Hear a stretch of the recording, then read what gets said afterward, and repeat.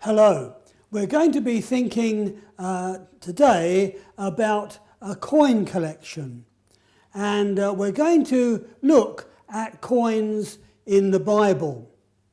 Now, I hope it'll be interesting. It certainly interests me, and I have had some sort of interest since I was a boy. Now, I've got a twin brother, and we grew up together in Surrey. And we both had collections. I used to collect, for some reason, matchbox tops, and my brother collected coins. And he used to go to a coin dealer in Kingston upon Thames on some Saturday mornings, and he would look through his collection there and add to his own collection. And he also purchased this little booklet all those years ago, collecting coins, and he used to read it from time to time, and I found it invaluable with all bits of information about the coins. Now, as we look at the coins, we remember how coins came into being. Now, before we go on, I wonder if you can answer a question for me. What do you call someone who collects coins? Well, I think the correct answer is numismatist, but I've always thought a better title would be a miser. Now, as we go on, I was thinking about something that I read a few days ago concerning what they called a payments race. Now, just to put my reading glasses on here and have a look at the article here. It was put together by someone called Ali Patterson, who has an interest in media studies, especially regarding banking and payments of money. And what he did, he gathered together in Trafalgar Square 8 people, and they didn't know what they were going to do exactly, but he only told them when they gathered together, and he said that they were going to go to Copenhagen, and the first one to get there would be the winner. They all had different methods of payment. Some had a suitcase full of coins. Another could only use mobile technology. They also used Bitcoin, swipe and sign, chip and pin, contactless, credit card, and then gold. Well, they didn't know, what they were in for a start. So it was they all had to, do it on the spur of the moment.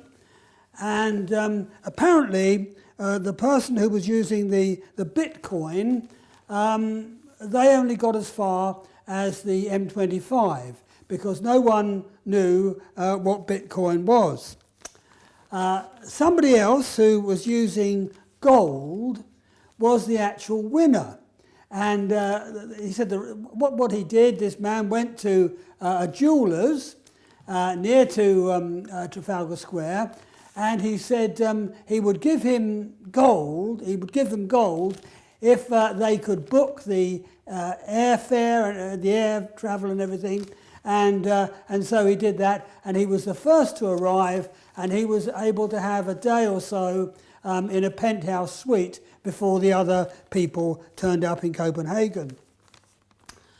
He said, interestingly enough, the person who had just the ordinary coins, they got there in the cheapest way. They paid the least money, and he said, when you actually see what you've got in your hand to pay with, it makes you careful. This man apparently had worked out a speech to give when they'd all arrived in Copenhagen, and he was going to say how wonderful all the new technology is, but of course he had to change it when the man using gold was the winner. And he said it was rather ironic that the oldest system of payment, i.e. gold, was the winner. And of course we know gold at the moment is used quite a bit because of the uncertainty of the banking system and the low interest rates just at the moment. Well now, as we look in the Bible, we see that there were hoards of ancient coins. And, we come across them now, and some of the coins that we're going to be looking at, that I've collected together, come from hoards of coins. And the first couple of coins I've got, I managed to get hold of a little while ago, and I got this from Chichester, a shop in Chichester, fairly near to where I live now. And these are little Roman coins. They're not very expensive, and because the Romans produced so many coins, these are little copper coins. And when I went to a London coin dealer just this last week, he had the same sort of coins available for £2 each. I think when I bought them a few years ago, I think they were probably £2 each, the same price, but you could get two for £1.50, which I did. So I've got these two little coins here, and they go back to Roman times. So it's good to hold in your hands these coins. They come from a hoard, and I'll read from Matthew chapter 13 regarding someone who found a treasure trove in a field. Jesus tells the story in Matthew 13, and it just occurs in verse 44.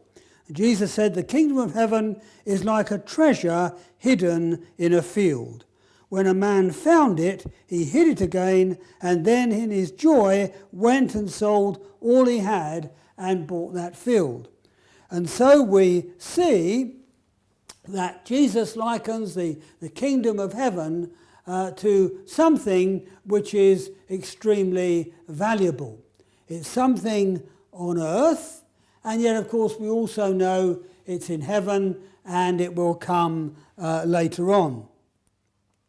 Now, as Jesus talked about this hoard of coins, the man sold everything he had. It was the most valuable thing, and he bought the field, and then he was able to take this hoard of coins. Now, I've often wondered about, coin hoards. I've never found one myself, but there are many hoards of coins that have been found over the years. And I used to think that, they would find a tremendous, great treasure chest, and there'd be great big coins in it, and it would be like that. But in fact, I went to York Museum a little while ago, and there they had just an ordinary clay pot like this, and inside were some coins, silver coins like this, and that was the hoard. Not very many really, as we would think, but obviously it was enough, for a sort of life savings 1,000, 2,000 years ago. And so as we think back to the time before banks, we remember what sort of things people used. As we go back to the book of Genesis, we see that originally goods were bartered. Perhaps you would have an ox, and you decided that you wanted to exchange that for some sheep. And so say, one ox would be worth 2, 3, maybe 4 sheep, and so it was exchanged. But then things like that got a bit difficult, and it wasn't always easy to get the right thing. And so they decided to use precious metal, like gold. Now, I've got a bar of gold here, but obviously it's not a real bar of gold. But just to illustrate the fact that gold was used as well as silver for exchange. We know that the early Hebrew shekel was a weight rather than a coin.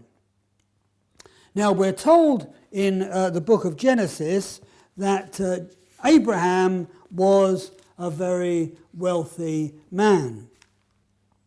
And we're told in Genesis chapter 13 and verse 2 this about Abraham. It says, "Abraham had become very wealthy in livestock and in silver and gold." And so we see that Abraham built up his wealth in livestock, but also he had silver and gold, which he could buy items with.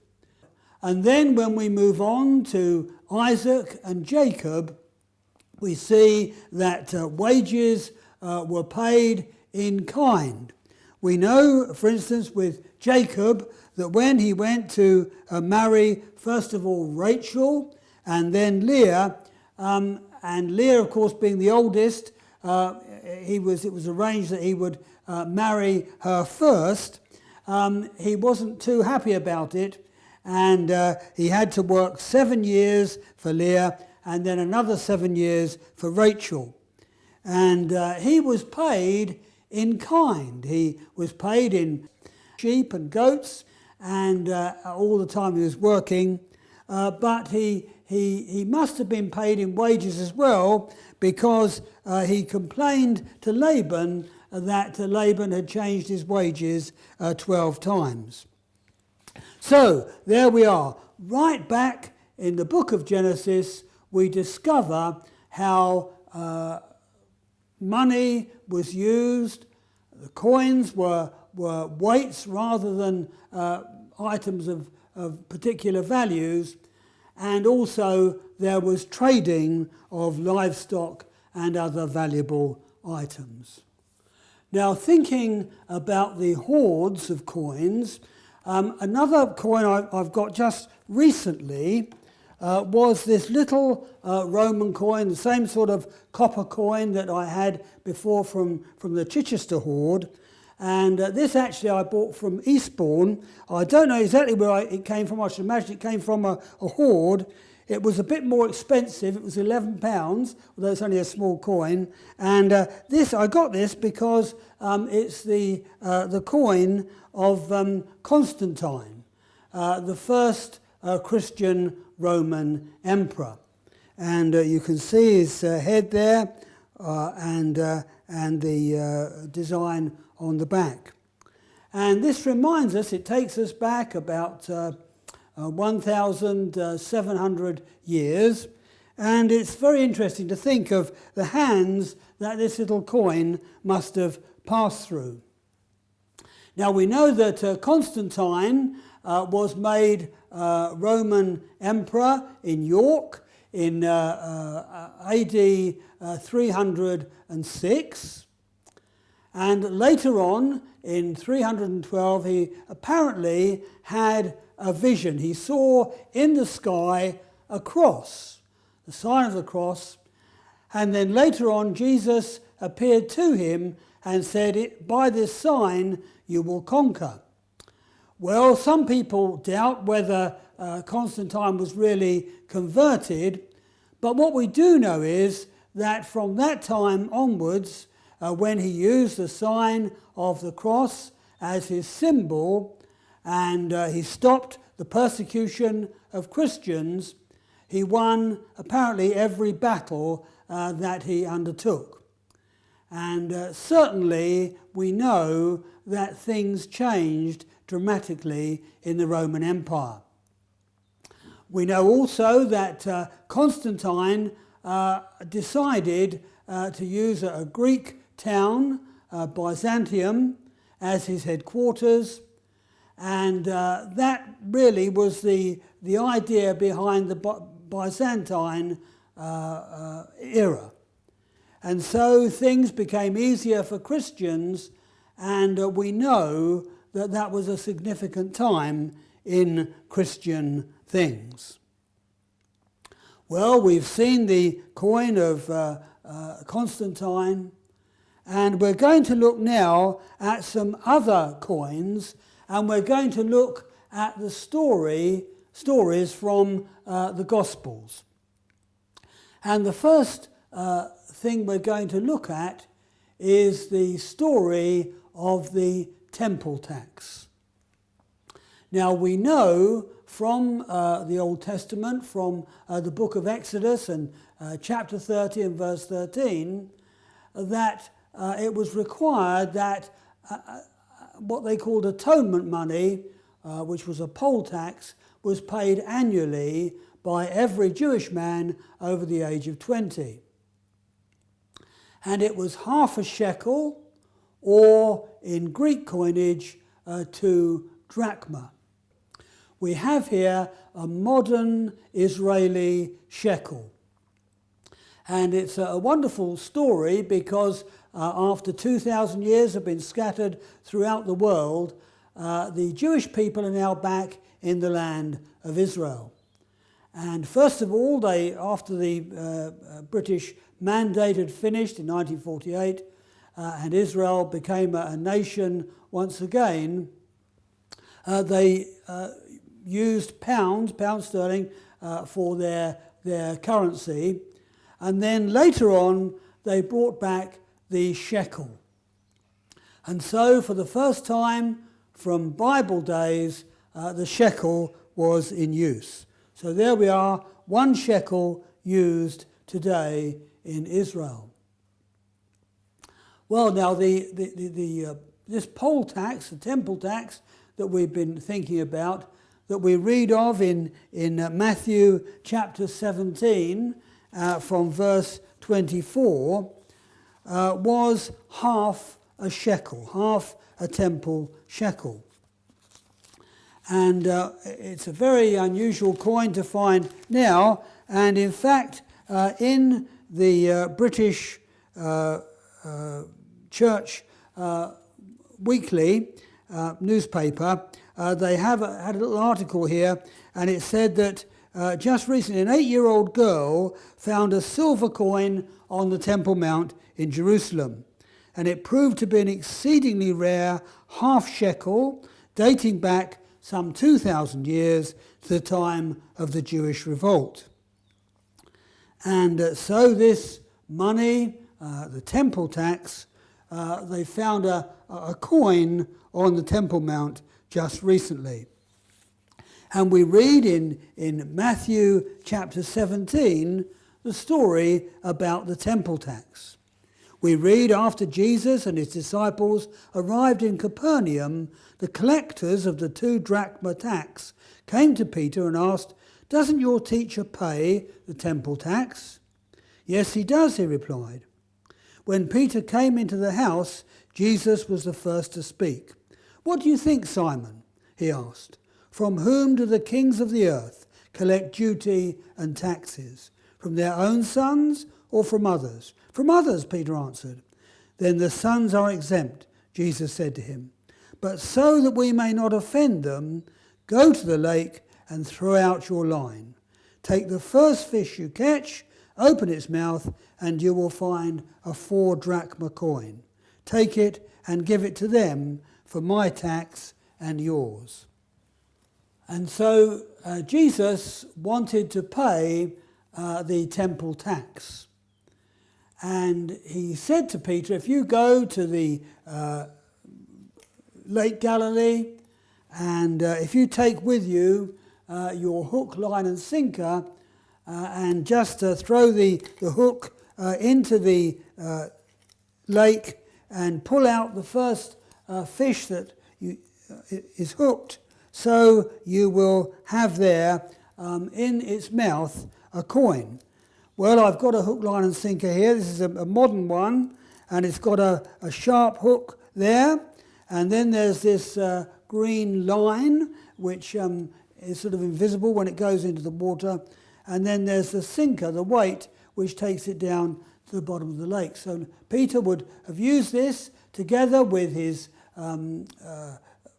nets. He had drag nets which they used on the fishing boats, and also they had the cast net.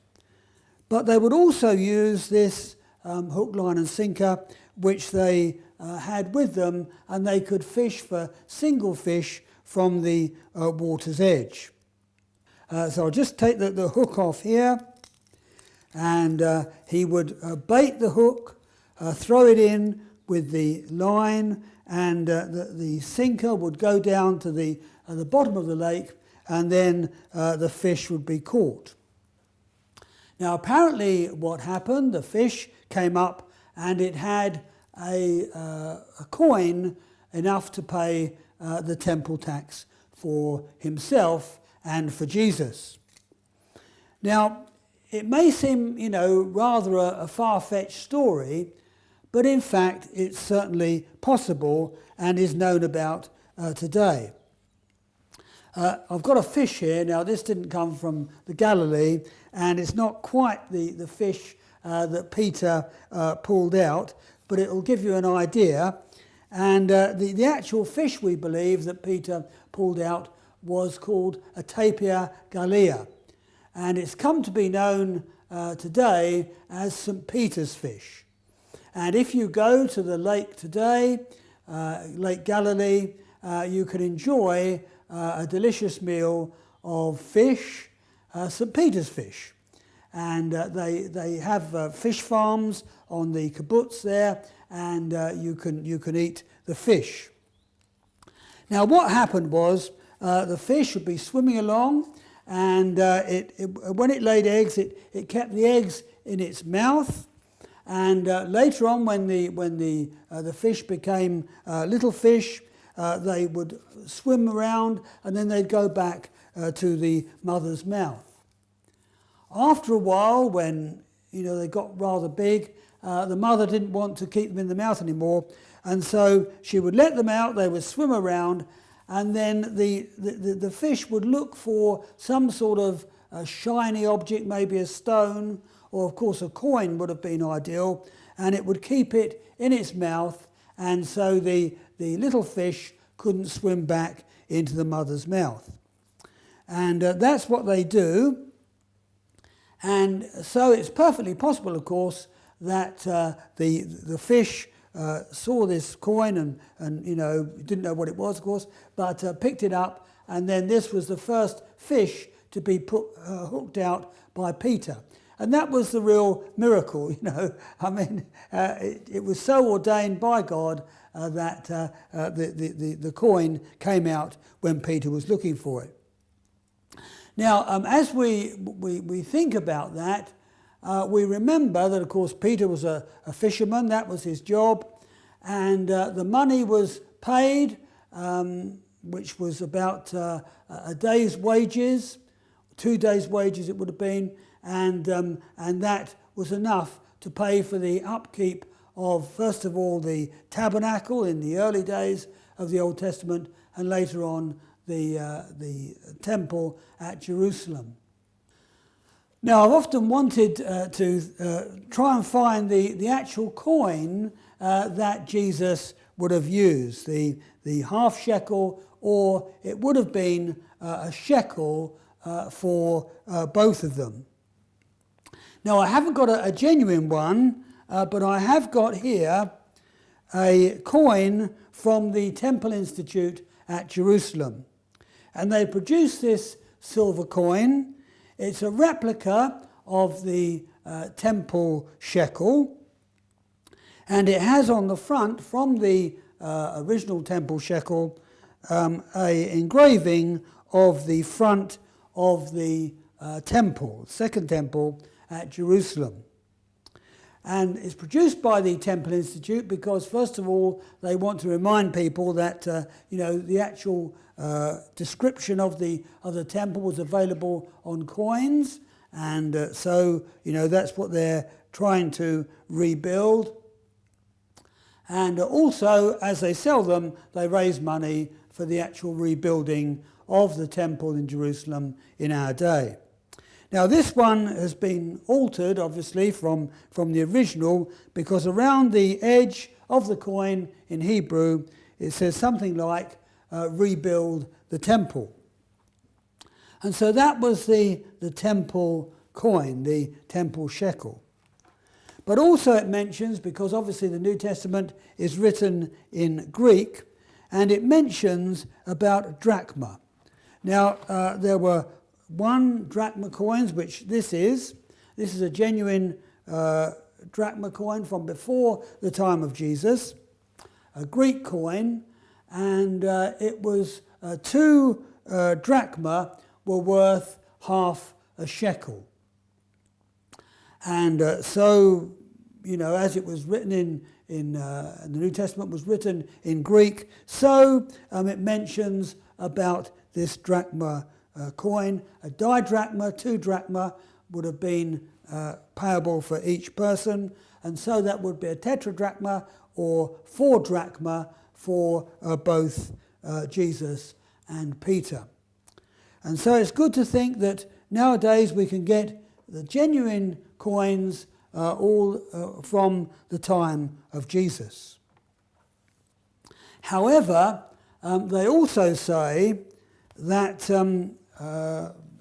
Jewish scholars say, that if people paid by drachma, by a foreign coin, then they would have to pay a surcharge. And I've found out once when I went to Israel about the Hebrew Coins and Medal Corporation.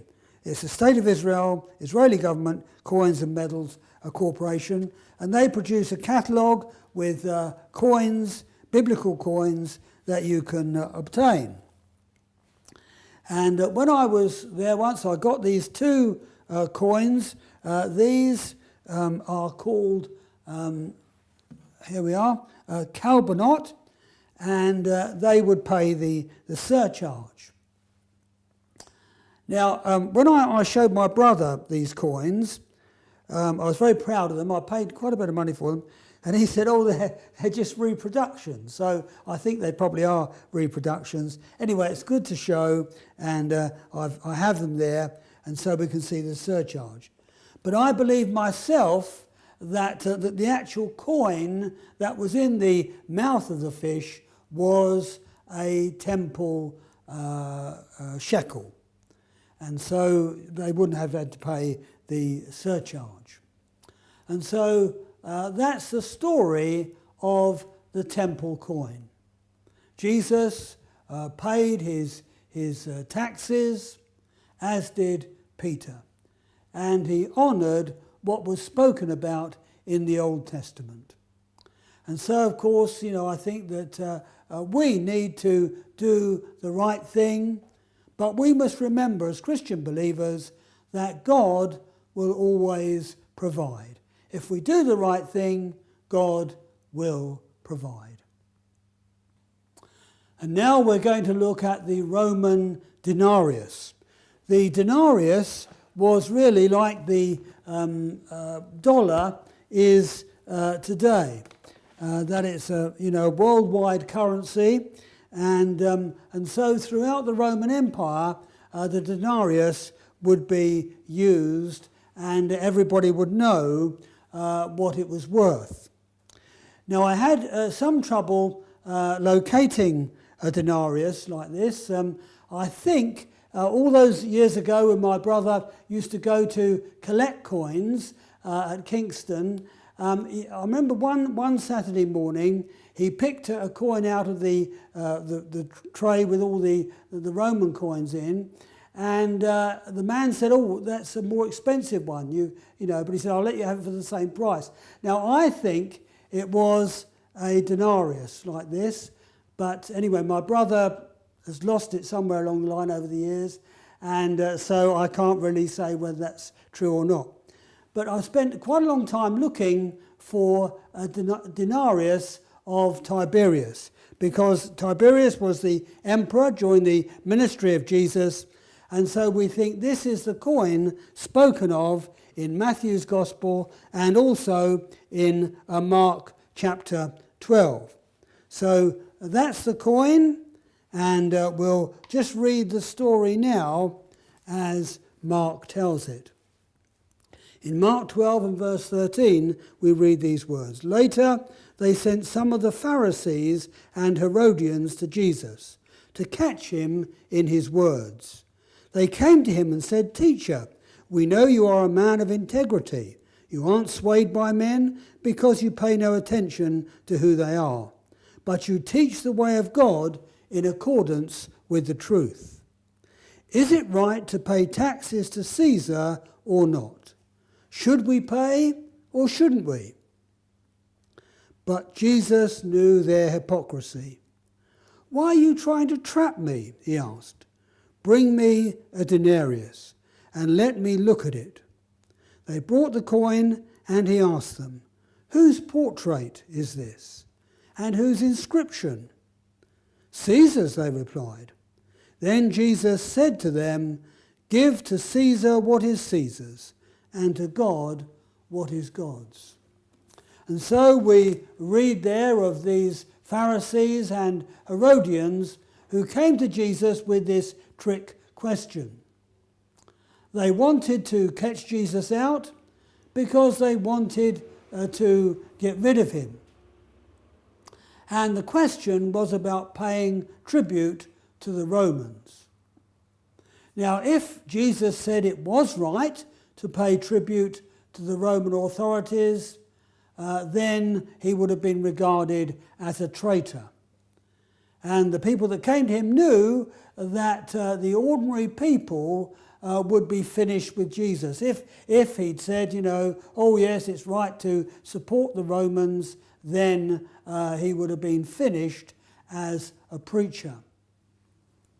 If, on the other hand, he said, no, it's not right to pay taxes to the Romans, then he could have been made out to be a troublemaker.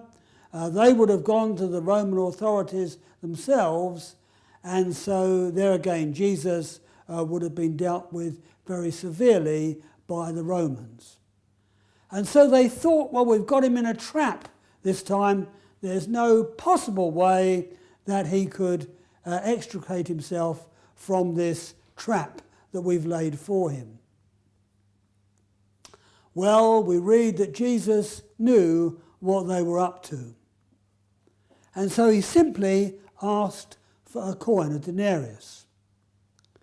And he said to them, whose portrait and inscription is on this coin? Well, there was only one possible answer. Caesar's, they replied. And so Jesus said to them in that famous reply, "Give to Caesar what is Caesar's, and to God what is God's." And it's obvious that his opponents were absolutely dumbstruck. They thought they'd got him, and Jesus answered simply, and he had something to show them, an illustration which they couldn't deny. Now, we all have responsibilities, don't we, to the state. I mean, obviously, we live in a country under a government. We use the roads and schools and various other things. And so we need to pay money to the state authorities. But Jesus reminds us there is a higher authority, the Lord God Almighty. And the final power is his. And so whatever happens in our country, whatever laws are passed, we know as Christian believers that there is a higher authority, the Lord Jesus Christ. And the one who was able to baffle those who came to him with that question is well able to take care of us. You see, the Lord God Almighty has the final say, and the final power is his. We come now to another coin, one that was actually found in a hoard of coins, not in this country, but in Israel, in the Galilee, and just near to where they found the Jesus boat. I've got a model of it here. The fishing boat you may know of, that was 2,000 years old, so it's been christened the Jesus boat, and it was sunk in the mud along the shore of the Galilee, and it was found a few years ago, and it's been dried out, and then they've strengthened the timbers, and now it's on show at a kibbutz just by the Galilee. And the night before they found this boat, they were apparently driving a 4x4 vehicle, and it sort of skidded on the mud near to where they found the boat, and they uncovered a hoard of coins. And these coins were these tiny copper coins called copper leptons. And these are the coins spoken of in the Gospels, and we see the story, for instance, in Luke chapter 21. And these coins were the sort of smallest coins they had in those days. And I purchased this one from the kibbutz where the boat is on show. And so I'm absolutely certain this is a genuine coin, a genuine copper lepton that was used by that lady, that widow, 2,000 years ago. Let me just refresh your mind with the story. Let me just refresh you with this story from Luke 21. As he looked up, Jesus saw the rich putting their gifts into the temple treasury. He also saw a poor widow put in 2 very small copper coins. I tell you the truth, he said, this poor widow has put in more than all the others. All these people gave their gifts out of their wealth, but she, out of her poverty, put in all that she had to live on.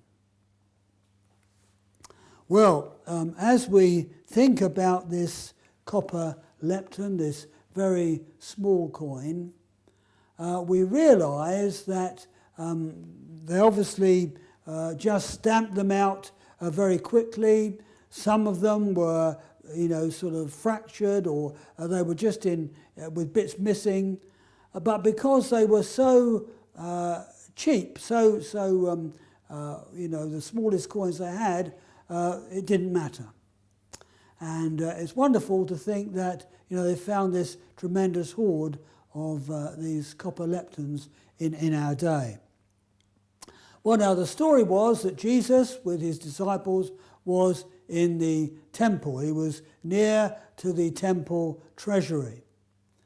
And there in Jerusalem, in the temple treasury, they had offering boxes, and they had things called trumpets, which were these sort of bowls on top, which went through to the offering box, and people would throw their money into these boxes with these conical shapes on top, and that would be used for the ministry of the temple.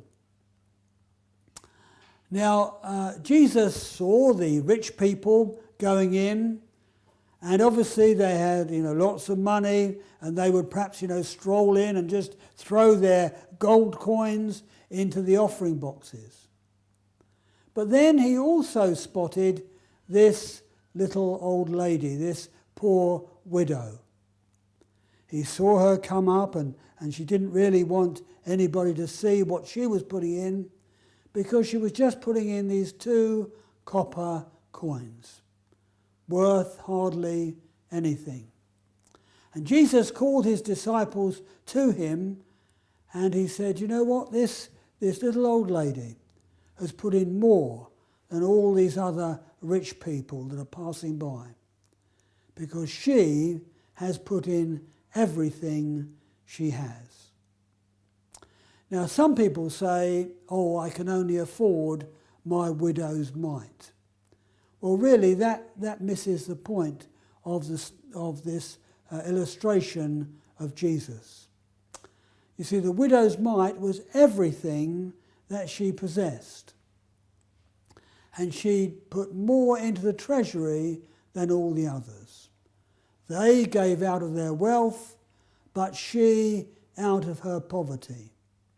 She put in everything, all she had to live on. Now, we know that we need money to live, and we want to obtain money in order that we might pay for essentials, and that's right. But the thing is, have we given all of our lives, all that we are and all that we have, into the hands of Jesus? Have we given all to our wonderful Saviour? Well, these little coins were crudely struck and irregular in shape. The others, the rich people, had made a big show of giving. Well, Jesus didn't praise the rich, he praised this little old lady, and her story is still told today. And so may we think of that lady, that poor widow, with her mite, that coin, and may we say that we will serve Jesus. We will give everything to him, that he might use it as he sees fit. Nobody, I've found over the years, will be in debt to the Lord. Nobody can be a debtor to the Lord. As we give, so he gives to us. And it's up to us just to come before the Lord and say, Lord, what would you like me to do with my life?